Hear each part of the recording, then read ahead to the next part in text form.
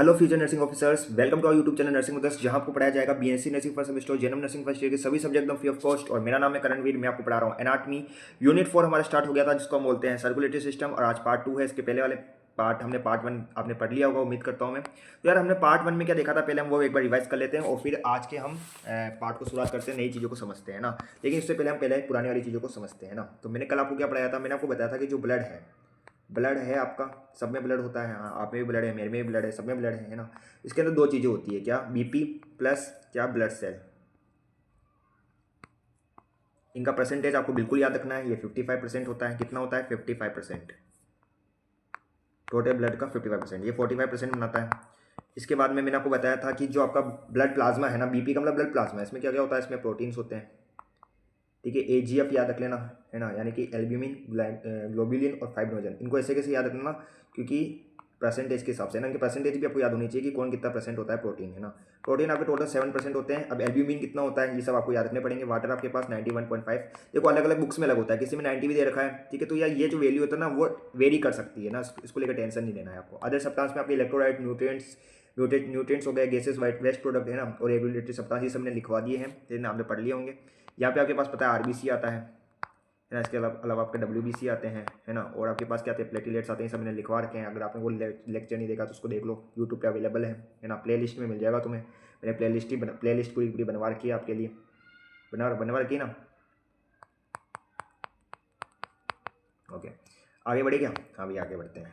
तो यार ये सारी चीज़ें तो वो चीज़ें हो गई जो मैं तुम्हें पहले बता दिया था। एक चीज़ और मैं तुम्हें बताना चाहता हूँ, क्या कि मैंने बताया था कि जो ब्लड प्लाज्मा होता है ना आपका, ब्लड प्लाज्मा बीपी, अगर आप उसको लिखना चाहो तो क्या लिख सकते हो, क्या लिख सकते हैं भैया, होल ब्लड। अगर आप पूरे ब्लड में से ब्लड सेल को माइनस कर देते हैं तो आपके पास क्या बचता है, ब्लड प्लाज्मा बचता है। ओके, ये भी एक चीज़ थी जो मैं तुम्हें बतानी थी और बता दी। बढ़े आगे? हाँ भैया बढ़ते हैं। तो यार ये मैंने एक टेस्ट ट्यूब बता रखी है। इस टेस्ट ट्यूब का नाम क्या है, पहले तो इस टेस्ट ट्यूब का नाम लिखते हैं हम। इसको हम क्या बोलते हैं पता है? इसको हम बोलते हैं येल्लो। क्या बोलते हैं? इसको हम बोलते हैं येल्लो, डट्टी फेल्लो है।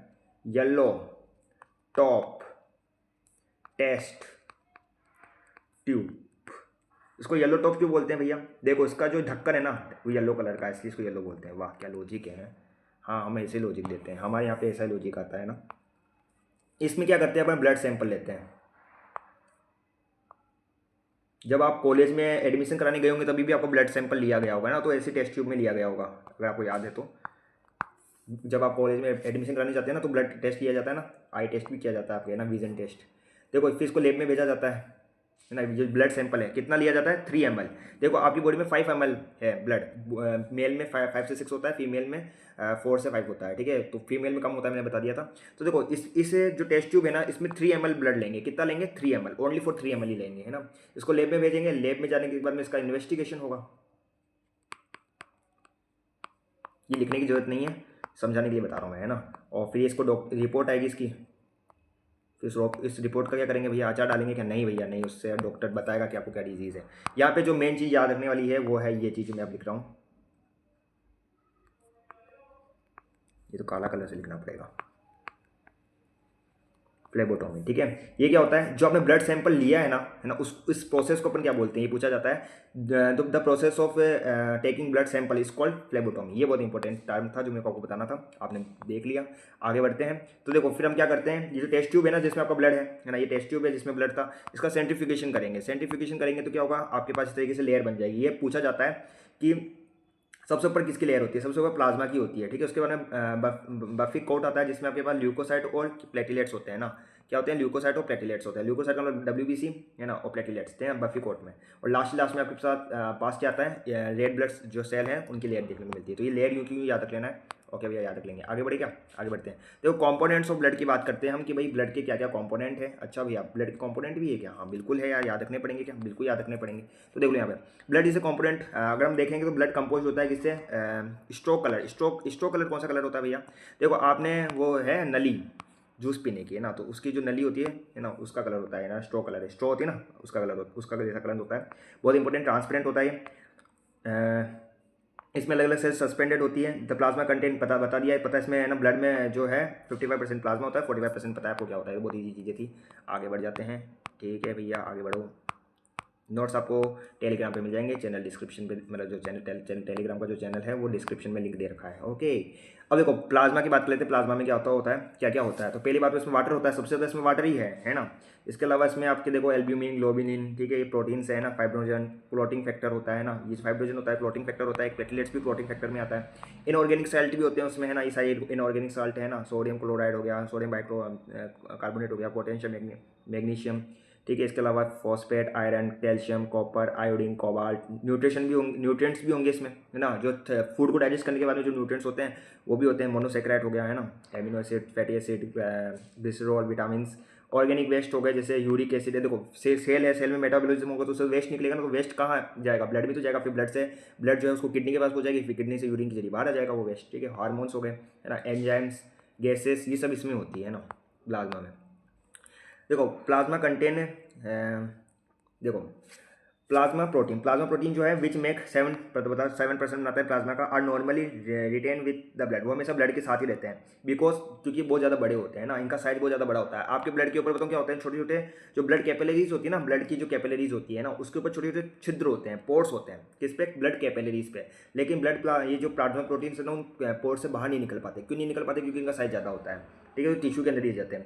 दे आर लार्जली रिस्पॉन्सिबल, ये जो मैं चीज़ बता रहा हूँ ना, ये बहुत इंपॉर्टेंट चीज़ है बच्चा, ठीक है, याद रख लेना कि ये जो प्लाज्मा प्रोटीन होते हैं ना, ये आपके ऑस्मोटिक प्रेशर को बनाए रखने में बहुत इंपॉर्टेंट रोल प्ले करते हैं। अब ये क्या होता है बताऊंगा अभी, रुको। आपके बॉडी के जो ब्लड का जो ऑस्मोटिक प्रेशर होता है वो याद रखना 25 mmHg होता है। इसको 3.3 किलो पास्कल भी लिख सकते हो, है ना। तो ये दोनों चीज़ें याद रखना। एक तो ऑस्मोटिक प्रेशर को कौन बनाए रखता है, प्लाज्मा प्रोटीन। दूसरी चीज़ कितना होता है ऑस्मोटिक प्रेशर, तो ये दोनों याद रखना। विच के कितना होता है 2.5 mmHg या 25 mmHg, 25 mmHg है ना, 25 mmHg कितना होता है 25 mmHg। और अगर उसमें देखोगे तो 3.3 किलो पास्कल है। Which make the plasma fluid with in the circulation, ये बहुत इंपॉर्टेंट चीज़ है। अब मैं तुम्हें समझाने वाला हूँ जो समझना है यहाँ पर, है ना। ये क्या है, ये क्या है, अभी तुम्हें पता चल जाएगा क्या है, समझते जाओगे सब तुम लोग। ये ब्लड वेसल्स है, हाँ है। तो क्या करना है इसका, समझते जाओ, अभी हम समझा रहे हैं तुम्हें, है ना, समझो इस चीज़ को, बहुत अच्छी चीज़ समझा रहे हैं। इसमें क्या है, प्लाज्मा है, ब्लड वेसल्स में ब्लड सेल्स भी होंगे, प्लाज्मा भी होंगे, ओके। और यहाँ पर आपके पास सेल्स होगी, यहाँ पे सेल बना देते हैं, ये बना दिया सेल हमने, ज़्यादा कॉम्प्लिकेटेड नहीं करेंगे, थोड़ी बहुत बना देंगे, है ना। अब देखो यहाँ पर मैंने क्या बोला, मैंने ये बोला, पहली बात तो देखो ये जो सेल होती है ना, इसके अंदर क्या होता है, इंट्रासेलुलर फ्लूइड होता है, और इसके बाहर जो भी फ्लूइड होता है। अब बाहर कौन कौन सा फ्लूइड होता है, जैसे ये आप देखोगे तो यहाँ पे छोटे छोटे स्पेस दिख रहा है आपको, है ना, सेल के बीच में स्पेस है ना, इसको क्या बोलते हैं, कोई बता दे तो अच्छी बात है, नहीं बता दे तो मैं बता देता हूँ, इंटरस्टेशियल स्पेस।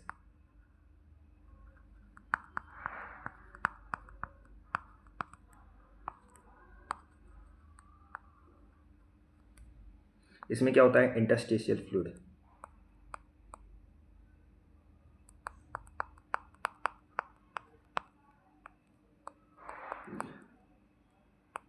तो ये जो आपका इंटरस्टेशियल फ्लूइड है, और जो आपका ब्लड वेसल्स के अंदर जो ये प्लाज्मा है, ठीक है, और इसके अलावा ब्लड सेल्स है, ये ना, ये सब एक्स्ट्रा सेलुलर फ्लूइड के अंदर ही आएंगे। तो एक्स्ट्रा सेलुलर फ्लूइड के अंदर आपके वो सारा फ्लूइड जो सेल के बाहर है, सेल के बाद जो भी फ्लूइड है ना, वो सबका सब क्या होता है, एक्स्ट्रा सेलुलर फ्लूइड होता है। ये तुम्हें पता होना चाहिए ना। अगली चीज़ क्या है कि देखो यहाँ पर मैंने क्या बोला कि इसके अंदर क्या है, इसके अंदर है आपके पास प्रोटीन्स। ये मैंने ब्लू कलर के प्रोटीन बना दिया, समझ लो, है ना। तो ये प्रोटीन क्या करेंगे, इनका मेन काम क्या होता है, इनका मेन काम होता है आपका ऑस्मोटिक प्रेशर को क्या करना है, ऑस्मोटिक प्रेशर को हाई रखना है। अगर प्रोटीन समझ लो कम हो गया, अब मैं तुम्हें बता रहा हूँ कि भाई प्रोटीन है तुम्हारे पास, है ना, ये देखो यहाँ पर प्रोटीन डिक्रीज हो गए तो क्या होगा, तो ओपी भी डिक्रीज हो जाएगा। ओपी बोले तो ऑस्मोटिक प्रेशर। और अगर ऑस्मोटिक प्रेशर डिक्रीज हो गया तो क्या होगा, अब वही तो बताना चाहता है हम। तो होगा ये कि ये जो आपका पीला पीला दिख रहा है ना, आपको क्या क्या दिख रहा है, ये जो ये दिख रहा है आपको फ्लूइड, ये बाहर चला जाएगा सेल के बीच में, सेल के बीच में जाके भरेगा, सेल के अंदर नहीं जाएगा, सेल के बीच में ये जो इंटरस्टेशियल स्पेस है ना, उसमें भर जाएगा।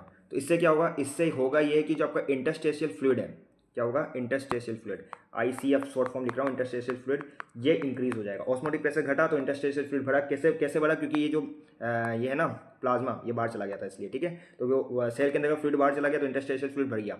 अब इससे क्या होगा, इससे स्वेलिंग हो जाएगी, है ना, इससे क्या हो जाएगा, इससे आप बोलते हो इडिमा।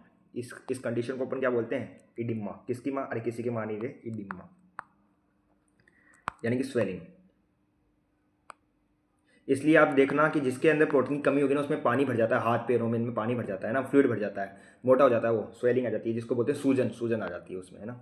हाँ भैया समझ गए। तो ये चीज़ समझाने के लिए देखो मैं तुम्हें इतना बढ़िया डायग्राम बनाए, और वो लाइन वो ये बोल रहा है कि विच कीप द प्लाज्मा, जो प्लाज्मा को क्या रखता है सर्कुलेशन के अंदर, मतलब वो ब्लड वेसल के अंदर ही रखता है। If plasma protein level fall, तो क्या हो जाएगा, क्या हो जाएगा भैया, होगा ये कि बिकॉज ऑफ आइदर दो प्लाज्मा, अगर प्लाज्मा प्रोटीन कम हो गया तो उससे क्या होगा, ऑस्मोटिक प्रेशर भी रिड्यूस हो जाएगा और इडिमा हो जाएगा, इडिमा, इसकी मानी इडिमा, इडिमा हो जाएगा। ठीक है भैया समझ गए, बहुत ईजी चीज़ें थी। अब हम प्रोटीन्स की बात कर लेते हैं। तो सबसे पहले जो प्रोटीन्स आता है आपका प्लाज्मा प्रोटीन होता है वो है एल्ब्यूमिन, और ये लीवर में बनता है। ज़्यादातर आपके जो प्रोटीन्स होते हैं वो लीवर में बनते हैं। ठीक है, ये बहुत ज़्यादा अबंडेंट है। देखो एक बात तो ये याद रखना कि सबसे ज़्यादा अबंडेंट, वैसे मैं परसेंटेज में बता रहा था, बता दिया था मैंने कि सबसे ज़्यादा अबंडेंट जो होगा वो यही होगा। दूसरी चीज़ बताइए ऑस्मोटिक प्रेशर को मेंटेन करने का काम करेगा। Albumins help maintain the colloid osmotic pressure को बना के रखेगा।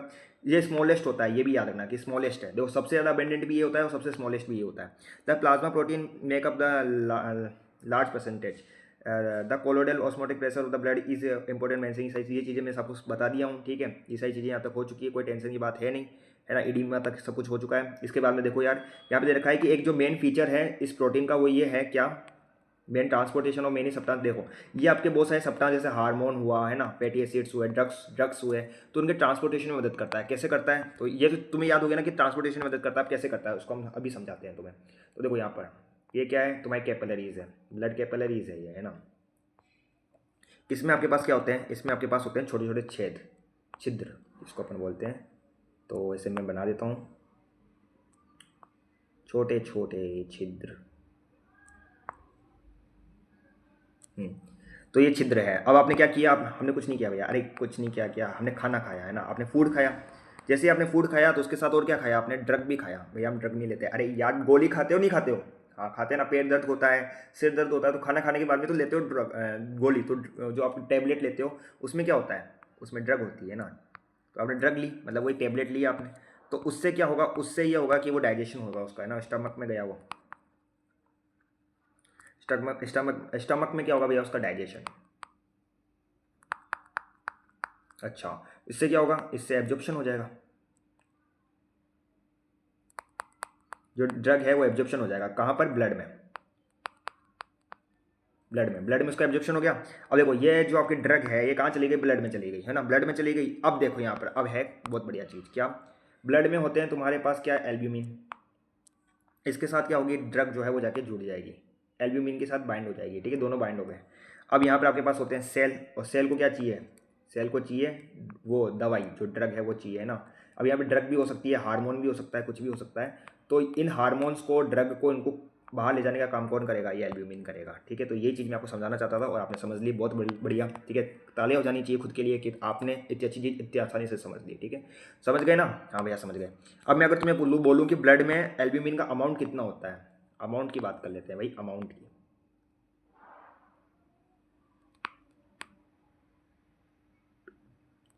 अमाउंट कितना होता है भैया, अमाउंट, अमाउंट का मतलब जानते हो ना, कितना पाया जाता है ना। तो नॉर्मली देखा जाए तो ये 3 पॉइंट, अच्छे से लिखते हैं चलो इसको, ये होता है 3, ये तो दिख ही नहीं रहा भैया, वाइट नहीं चलेगा, ये देख लेते हैं। हाँ, 3.5 से 5.5, कितना, 3.5 से 5.5 ग्राम पर डेसीलीटर। देखो यूनिट याद रखना, ऑप्शन में हो सकता है आपको माइक्रोलीटर, छकाने के लिए अलग अलग डेसीलीटर में होती है। ठीक है, वो कितनी होती है, 3.5 से 5.5। ओके भैया समझ गए ना यार, बहुत ईजी चीज़ें थी, ज़्यादा दिमाग लगाने वाली चीज़ें नहीं थी, समझा दिया मैंने पूरा। ग्लोबुलिन की बात कर लेते हैं, अगला जो प्रोटीन है मोस्ट, ये लीवर, ये भी लीवर में बनता है। ठीक है, और देयर मेन फंक्शन क्या क्या है, देखो ये 3 तरह के होते हैं ग्लोबुलिन, आपके पास 3 तरह के होते हैं, अल्फा बीटा गामा, है ना। गामा ग्लोबुलिन जो होता है वो एंटीबायोटिक बनाता है। बहुत इंपॉर्टेंट चीज़ बता रहा हूँ कि जो गामा ग्लोबुलिन है वो क्या करेगा, एंटीबॉडीज बनाएगा। एंटीबॉडीज जानते हो ना, हाँ। अल्फा ग्लोबुलिन क्या करता है, देखो अल्फा ग्लोबुलिन जो है ना वो इंक्लूड होता है कि इसमें हाई डेंसिटी लाइपोप्रोटीन में, एचडीएल में। ये जो आपका एचडीएल है ना, इस ये किससे बनता है, आपका अल्फा ग्लोबुलिन से बनता है। अब इसका मेन काम क्या है बताया, ये बहुत इंपॉर्टेंट चीज़ है, एचडीएल बहुत इंपॉर्टेंट चीज़ है, याद रखना इसको गुड कोलेस्ट्रॉल भी बोलते हैं। एचडीएल को क्या बोलते हैं, गुड, ठीक है, गुड कोलेस्ट्रॉल क्यों बोलते हैं अभी पता चलेगा। देखो, which are important in carrying fat to cell for building various substance as well as energy and metabolism. कुछ समझ में नहीं आया, अभी समझ में आएगा, समझो यहाँ पर। देखो आपका ये क्या है भैया, ये है आपकी ब्लड वेसल है ना। इसमें क्या होंगे, भैया, इसमें आपके पास होंगे फैट, ये फैट है ना। तो अभी क्या होता है पता है, बहुत बार ऐसा होता है कि वापस हम एक ब्लड वेसल बनाते हैं आपके लिए प्यारी सी।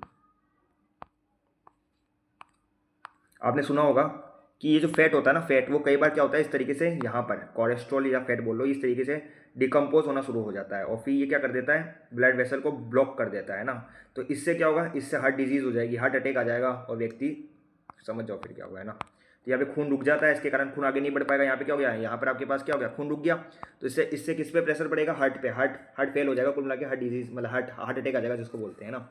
तो ये जो एचडीएल है ना, एचडीएल वो क्या करेगा, उसका मेन काम पता है क्या है, एचडीएल का मेन काम ये होता है कि वो इस फैट को है ना सेल के पास पहुंचा देता है। देखो ये सेल है, तो ये फैट को सेल के पास पहुंचा देगा। कौन पहुंचाएगा, एचडीएल पहुंचाएगा। कौन पहुंचाएगा, एचडीएल पहुंचाएगा। ठीक है, तो ये इंपॉर्टेंट चीज़ है जो मेरे को समझानी थी। क्या समझाना था कि एचडीएल क्या करता है, ट्रांसफर करता है फैट को, किससे, ब्लड से, किसमें, सेल में। याद रखना, फिर बोल रहा हूँ मैं कि भाई आपका जो फैट है ना, क्या है, फैट है। हमारे सर हमें तो फैट ही नहीं है, तो बढ़ाओ यार, बॉडी करो, क्या कर रहे हो तुम लोग हैं।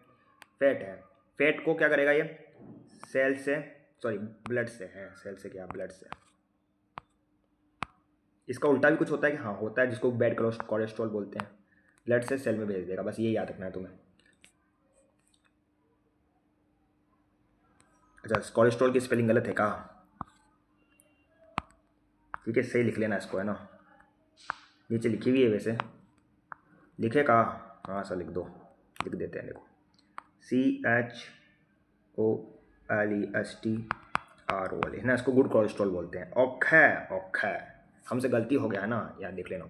अब देखो यहाँ पे हमने तुम्हें क्या बोला, कि हमने ये बोला कि, समझ में आ गया, ओके भैया समझ में आ गया। अब एक इसका उल्टा क्या होता है, इसका उल्टा भी होता है, इसको बोलते हैं क्या, इसको अपन बोलते हैं बीटा ग्लोबुलिन। देखो अल्फा ग्लोबुलिन तो एचडीएल बना रहा था, है ना, उसमें था। और ये जो एलडीएल होता है, लो डेंसिटी लाइपोप्रोटीन, इसमें बीटा ये ग्लोबुलिन होते हैं विच ट्रांसपोर्ट फैट। ये उल्टा काम करते हैं, ये क्या करते हैं, ये सेल से किस में भेजेंगे, ब्लड में भेज देंगे भैया। ये तो बहुत खतरनाक चीज़ है ना। ये क्या करेंगे, ये फैट है, फैट को क्या करेंगे, सेल से, वो तो बेचारा ब्लड से सेल में भेज रहा था, इस सेल से ब्लड में भेज देगा। इससे क्या होगा, इससे प्लग बन जाएगा। देखो यहाँ पे मैंने आपको एक चीज़ बताना भूल गया, देखो यहाँ पे लिख रखा है कि role in preventing plug formation.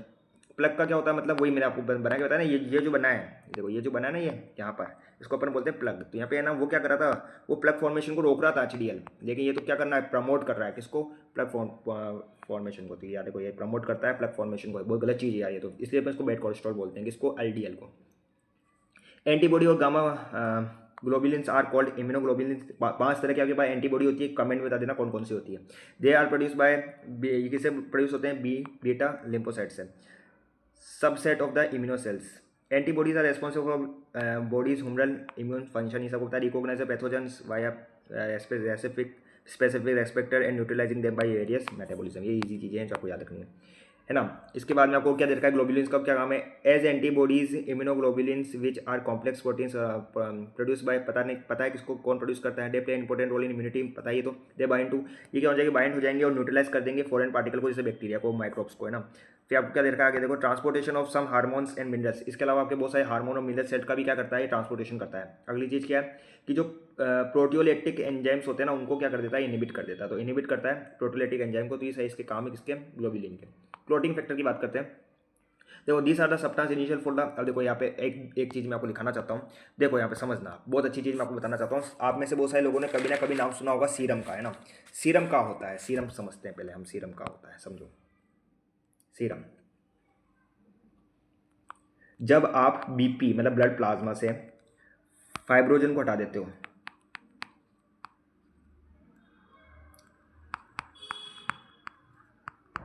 है ना, इसको हटा देते हो, और क्लोटिंग फैक्टर, वैसे देखा जाए तो फाइब्रिनोजन खुद भी एक क्लोटिंग फैक्टर है, लेकिन फाइब्रिनोजन के अलावा भी जैसे प्लेटिलेट्स हुए हैं, है ना, तो बाकी मतलब कुल क्लोटिंग फैक्टर को CLOTING, है ना। तो जब आप क्या करते हैं, ब्लड प्लाज्मा में से जो फाइब्रिनोजन है उसको और एक क्लोटिंग फैक्टर को हटा देते हैं ना, तो जो बचता है उसको सीरम बोलते हैं, ठीक है। यानी कि सीरम कभी भी क्लोट नहीं हो सकता, क्योंकि उसमें क्लोटिंग फैक्टर ही नहीं है ना। This are substance for the coagulation of blood, clotting के लिए इंपॉर्टेंट होते हैं, इनको उन सब्सटेंस को क्लोटिंग फैक्टर बोलते हैं। Serum is plasma from which clotting factor have been remove, ये बता दिया मैंने आपको। अब आप बोलोगे ठीक है भैया समझ में आ गया, बहुत ईजी चीज़ें थी, ज़्यादा दिमाग वाली चीज़ें नहीं थी। अब हम बात कर लेते हैं फाइब्रिनोजन की। तो ये कहाँ पे बनता है, वही लीवर में बनता है, ये भी है ना, ये सारे प्रोटीन ज़्यादातर लीवर में बनते हैं ना, तो ये भी लीवर में बन रहा है। इसेंशियल फॉर ब्लड कोगुलेशन, सबको पता है ना, ब्लड कोगुलेशन के लिए इंपॉर्टेंट है, ये याद रख लेना। प्लाज्मा विस्कोसिटी, प्लाज्मा के थिकनेस के लिए भी ये आप बोल सकते हो इम्पोर्टेंट है ना, ये उस रेस्पॉन्सिबल होता है। Is due to plasma protein mainly albumin and fibrinogen, इसमें क्या होता है, एल्ब्यूमिन और फाइब्रिनोजन के कारण ही जो प्लाज्मा होता है उसकी विस्कोसिटी होती है। तो एक तो फाइब्रिनोजन इंपॉर्टेंट रोल प्ले करता है जो प्लाज्मा है उसकी विस्कोसिटी के लिए, और एक एल्ब्यूमिन भी करता है। क्या बोलते हैं, fibrinogen important soluble plasma clotting factor, इधर पता है क्लॉटिंग फैक्टर प्रोक्यूसर है, मतलब वही आपका क्लॉटिंग फैक्टर होता है, ये बहुत इंपॉर्टेंट, ठीक है। और ये क्या होता है, it is converted to thread like called protein called fibrin. देखो ये जो आपका फाइब्रिनोजन होता है ना, ये इनएक्टिव होता है, तो ये फाइब्रिन में बदलता है। फाइब्रिन जो है आपके ऐसे धागे जैसे प्रोटीन होता है उसमें बदलता है, तो फाइब्रिनोजन जो है वो किस में बदलेगा, फाइब्रिन में बदलेगा। और ये जो फाइब्रिन है ये क्या है, ये धागे लाइक थ्रेड लाइक, याद ना, थ्रेड लाइक प्रोटीन होता है ना, याद हो जाएगा ना, हाँ भैया याद रख लेंगे। आगे बढ़े, और contact with sticky surface the fibrin thread form in this way trap. देखो फाइब्रिन इस तरीके का, आपको अगर मैं आपको फाइब्रिन बना के बताऊँ तो इस तरीके से जाल जैसा होता है। तो ये जाल क्या करता है, जो प्लेटिलेट्स है ना उनको क्या कर लेगा, कैप्चर कर लेगा, ठीक है, कैप्चर करके क्या कर लेगा, क्लॉट बना लेगा, to form the primary platelet clot. Primary clot बनाता है, परमानेंट क्लॉट नहीं है, प्राइमरी होता है। Which is stable blood clot is form by process of coagulation. तो लेकिन फिर आपका जो स्टेबल ब्लड क्लॉट होता है ना वो बाद में बनता है, कोगुलेशन के प्रोसेस के बाद में, है ना। Blood plasma protein name follows, देखो यहाँ पे मैं आपको बता देता हूँ। देखो मैंने आपको बताया था जो आपका एल्ब्यूमिन होता है कितना होता है, 3.5 से 5.5 ग्राम पर डेसीलीटर। ग्लोब्यूलिन मैंने आपको नहीं लिखवाया था, तो ग्लोब्यूलिन भी लिख लेना कि जो आपके बॉडी में ग्लोब्यूलिन ब्लड में कितना होता है, 2 से 3.5 ग्राम पर। देखो एल्ब्यूमिन कितना होता है, 3.5 से 5.5, और ग्लोब्यूलिन कितना होता है, 2 से लेकर 3.5 तक, कितना होता है, 2 से 3.5। और फाइब्रिनोजन लिख लेना 0.2 से 0.4। ये तीनों आपको तीनों वैल्यू याद रखनी है, तीनों वैल्यू बहुत इंपॉर्टेंट है। 2 से 3.5 ग्लोब्यूलिन, एल्ब्यूमिन 3.5 से 5.5 ग्राम पर डेसीलीटर। देखो ये यूनिट भी याद रखना, डेसीलीटर में है ना। और फाइब्रिनोजन कितना होता है, 0.2 से 0.4 ग्राम पर decilitre. The serum contain only globulin. देखो सीरम जो है उसमें ग्लोबुलिन और एल्ब्यूमिन ही होगा, उसमें फाइब्रिनोजन नहीं होंगी, क्योंकि ये क्या है, एक क्लोटिंग फैक्टर है ना, बता दिया मैंने आपको, है ना। अब यहाँ पर है ना, इसको बिना डायग्राम से जब तक समझ में नहीं आया तब तक मजा नहीं आता। तो देखो मैंने आपको क्या समझाया, मैंने आपको सिंपल ये समझाया, जैसे ये कोई ब्लड वेसल है, इसमें क्या हो गया, रैप्चर हो गया, है ना, रैप्चर हो गया। रैप्चर का मतलब क्या हो गया, मतलब कुछ कटफट हो गई है ना, टूट फूट हो गई है, हाँ रैप्चर हो गया। अब ये कैसे हुआ भैया, कोई गिर गया होगा, चोट लग गई होगी, या किसी का दिल टूटा होगा, है तो ब्लेड चल गई होगी। समझ में आ गया ना कैसे हुआ ये रैप्चर है। तो यहाँ पर क्या होगा, फिर से ब्लीडिंग होगी, और क्या होगा, अभी ब्लीडिंग आपके लिए सही नहीं है तो उसको रोकना पड़ेगा। तो इसको रोकने के लिए होता है हमारे क्या क्या, हमारे पास होते हैं ब्लड क्लॉटिंग। इसको हम क्या करेंगे, ब्लड क्लॉटिंग करेंगे। और ब्लड क्लॉटिंग के लिए दो आपके पास मेन चीज़ होती है, कौन कौन होती है बताओ। एक तो अभी मैं बता दिया फाइब्रिनोजन, और दूसरा प्लेटिलेट्स भी होते हैं ना। अब प्लेटिलेट्स कैसे होते हैं अभी बता देंगे हम आपको। वैसे आगे हम ब्लड क्लॉटिंग बहुत डिटेल में पढ़ने वाले हैं, अभी तो हम बेसिक देख रहे हैं ना, आगे मैं आपको बहुत डिटेल में पढ़ाऊँगा ब्लड क्लॉटिंग। वैसे 11वीं क्लास में आपने सारी चीज़ें पढ़ रखी है ना। हाँ सर, बस याद नहीं है। प्रोटीन, एक तो ब्लड प्लेटिलेट्स हो गए, और आपके पास प्रोटीन फाइब्रिनोजन। अब देखो यहाँ पर क्या होता है, जैसे ये फाइब्रिनोजन है, समझो ये फाइब्रिनोजन है ना, तो ये क्या करेगा, ये यहाँ पर इस तरीके से फाइब्रिन बना लेगा, इस तरीके से इसने नेटवर्क बना लिया। इसको अपन क्या बोलते हैं, इसको अपन बोलते हैं फाइब्रिन, समझो इसको क्या बोलते हैं, इसको बोलते हैं। अब इसमें क्या हुआ, जैसे मैं बताता हूँ, पीले पीले कलर की यहाँ पे समझ लो ये क्या है, ये प्लेटिलेट है। तो प्लेटिलेट यहाँ पर आके इस जाल में क्या हो जाएंगे, फंस जाएंगे। तो ये तो कोई बंद हो गया ना, लेकिन टेम्परेली बंद हुआ है। परमानेंट क्या होगा यहाँ पे, कोगुलेशन बाद में परमानेंटली बाद में बंद किया जाएगा, अभी टेम्परेरी तौर पे बंद किया है इसको, है ना भैया, समझ गए। अब देखो इनऑर्गेनिक साल्ट, आपके ब्लड प्लाज्मा में इनऑर्गेनिक साल्ट भी होते हैं। These are involve in the wide variety of activity including cell formation का काम करेंगे, ये सारी ये एक्टिविटी जो है याद रख लेना, ये इनऑर्गेनिक साल्ट करते हैं ना। कॉन्ट्रेक्शन ऑफ मसल, है ना, transmission of nerves impulse, formation of secretion and maintenance of the balance between acid and alkaloids in health. The blood is slightly alkaline. आपके देखो अगर हम देखें तो ब्लड जो होता है वो स्लाइटली एल्कलाइन होता है। ब्लड का पीएच क्या कितना होता है, अगर मैं पूछूँ तो बताओ कितना होता है, किसी को पता है कहाँ। 7.34 से 7.37 से 7.37 से 7.47। आप तो बस 7.3 याद रख लेना, 7.3 से 7.4, बात की चीज़ें याद रखनी जरूरत नहीं है इतना, है ना। एल्कलाइन और acidity term of pH which is, देखो क्या है, क्या दे रखा है, इन health the blood is slightly alkaline. अगर हम देखें तो जो ब्लड है वो एल्कलाइन है। एल्कलाइन मतलब थोड़ा बेसिक है, देखो या बेसिक में तो जा रहा है, एसिड तो ना जा रहा है ना, 7 से ऊपर जा रहा है मतलब बेसिक है। Alkalinity and acidity are express in term of pH which is measure in the hydrogen concentration. सबको पता है, ब्लड प्लेस बता दिया, 7.37 से 7.47 के बीच में होता है। In an ongoing complement series of chemical activities involving buffering system. तो क्या देखा है, पीएच जो है ना उसको मेंटेन किया जाता है ना, ऑन गोइंग कॉम्प्लिकेटेड सीरीज के द्वारा। देखो ये जो पीएच है उसको बनाए रखना पड़ता है ना, यही बनाए रखा जाता है। तो एक कॉम्प्लिकेटेड सीरीज होती है जिसको अपन बफरिंग सिस्टम बोलते हैं ना, बफरिंग सिस्टम क्या बोलते हैं, बफरिंग सिस्टम। ओके, न्यूट्रिएंट्स की बात करें तो यार देखो, food is digested in the alimentary canal and the resultant nutrition are absorb. जो भी न्यूट्रिएंट को अब्जॉर्ब किया जाता है, ठीक है, जैसे साइड न्यूट्रिशन आपको मैंने लिख रखे हैं। Other together with mineral salt they are required by our blood cell to provide energy. देखो यहाँ पे एनर्जी प्रोवाइड कराने के लिए इंपॉर्टेंट है ना, हीट मटेरियल फॉर रिपेयर। अगर कोई समझ लो कोई टिश्यू डैमेज हो गया तो उसके रिपेयर के लिए कुछ मटेरियल चाहिए, तो वो मटेरियल कहाँ से आएंगे, न्यूट्रिशन ये मदद करते हैं रिपेयर में या रिप्लेसमेंट के लिए।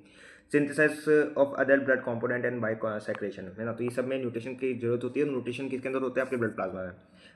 वेस्ट प्रोडक्ट भी होंगे, देखो आपके जो सेल है वो मेटाबॉलिज्म करता है, मेटाबॉलिज्म से CO2 निकलता है, तो CO2 जो है वो लंग्स के पास जाएगा, कौन लेके जाएगा, उड़ के तो जाएगा नहीं, कौन लेके जाएगा, ब्लड लेके जाएगा, ठीक है, लंग्स। इसके अलावा आपके देखो CO2 के अलावा भी यार यूरिया निकलता है ना, तो यूरिया जो है उसको किडनी के तक पहुंचाना है, किडनी फिर उसको टॉयलेट के साथ मिला के बाहर निकालेगा, तो किडनी तक कौन पहुंचाएगा, ब्लड ही तो पहुंचाएगा। तो यूरिया है, आपका यूरिक एसिड है, वेस्ट प्रोडक्ट होते हैं है ना, जो कि प्रोटीन से मेटाबॉलिज्म में बनते हैं, फॉर्म्ड इन द, ये लीवर में बनते हैं, ठीक है, और ब्लड से किडनी तक पहुंचाए जाते हैं, ठीक है, और आप कार्बन डाइऑक्साइड आप देखोगे तो उनको भी फिर लंग्स तक पहुंचाया जाता है। तो ये सारी चीज़ें जो मैंने आपको बता दी। आगे देखो, हार्मोन की बात करें तो ये केमिकल कंपोनेंट होते हैं जो कि सिंथेसाइज, बताओ हार्मोन कौन निकालता है, एक्सोक्राइन ग्लैंड है, एंडोक्राइन ग्लैंड, ठीक है। Hormone pass directly from the cell to gland, blood के द्वारा ही पहुंचाया जाता है, क्योंकि एंडोक्राइन ग्लैंड के पास कोई डक्ट नहीं होती है। जो आपकी दूसरी ग्लैंड होती है एक्सोक्राइन ग्लैंड, उनके पास तो डक्ट्स होती है, which transport them to the target तक पहुंचाती है, tissue and organ in cells in the body without influence cellular activity, ठीक है भैया। ये सारी चीज़ें हैं जो आपको याद रखनी है। हार्मोन ट्रांसपोर्टेशन में भी इनका मेन काम होता है, बस ये याद रख लेना। ऑक्सीजन, देखो आपकी गैसेस हुई जैसे ऑक्सीजन, कार्बन डाइऑक्साइड, नाइट्रोजन है ना, तो इनको ट्रांसपोर्ट किया जाता है around the body in the solution, plasma के जरिए भेजा जाता है इनको। Oxygen carbon dioxide are also transported in combination with haemoglobin in red blood cell.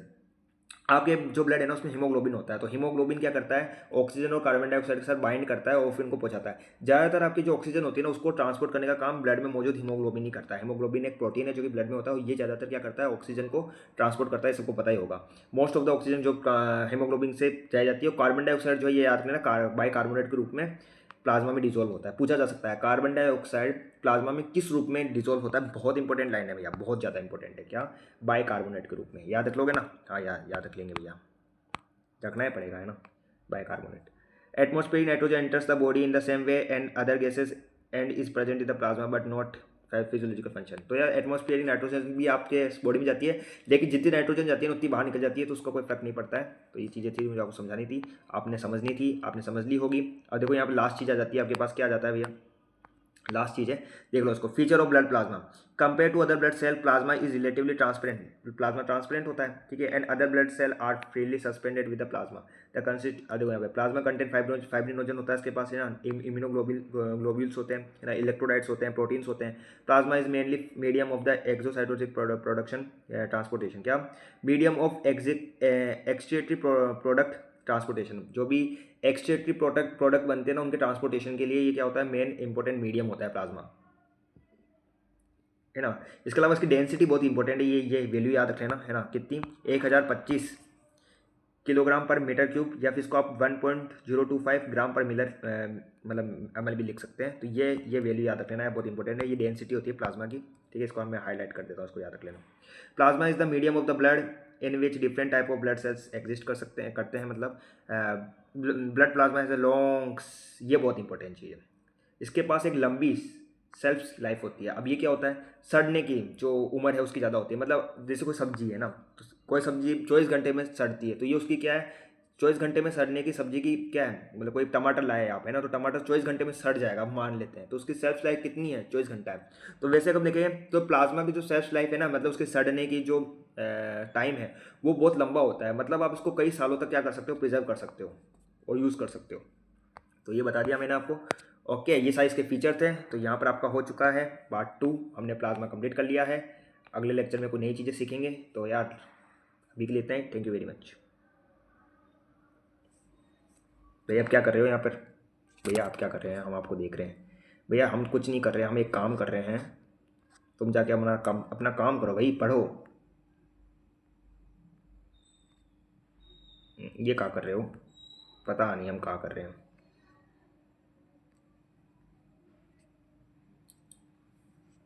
हमें कुछ और करना था, गलती से यह हो गया। चलो यार, तुम्हारी नज़र लग गई, अब कोई नहीं, कभी और करेंगे। बाय बाय, अभी के लिए इतना ही। Thank you very much.